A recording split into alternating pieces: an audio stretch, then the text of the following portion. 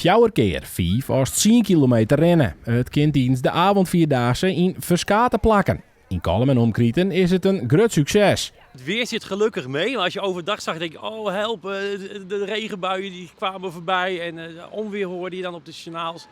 Het is gelukkig heel goed gegaan en we hebben geen calamiteiten onderweg gehad, geen gewonden, geen kinderen die zijn gevallen of zo. Het is heel goed gegaan. Fjouwer 150 mensen rennen mij in de tocht. Vreet de Jong we er zelfs 500 renners verwachten. Voor de 50 trouwe vrijwilligers is het geniertje. Dat is mooi, hè? Dat er zoveel mensen binnen die het mooi mee rennen. En dat is gezond, hè? Rennen. De mensen begeleiden en de sfeer, hè? Dat is het mooiste ervan. Veiligheid en voor de baan doe je dat, hè? Dan was gewoon hele leuke paardjes. Er was een zakrace op het einde een medaille. En ja, geweldig. Ja, het is er maar 1 keer in het jaar, dus wij genieten ervan. Ik hoop dat het heel leuk zal worden voor mij, want de eerste keer ja. Maar ik denk wel vorig jaar ik mij, het was superleuk.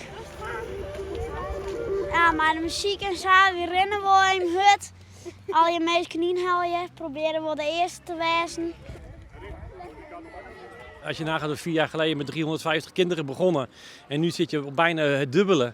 Ja, dat is natuurlijk hartstikke goed en daar kan je alleen maar tevreden zijn. Alsjeblieft.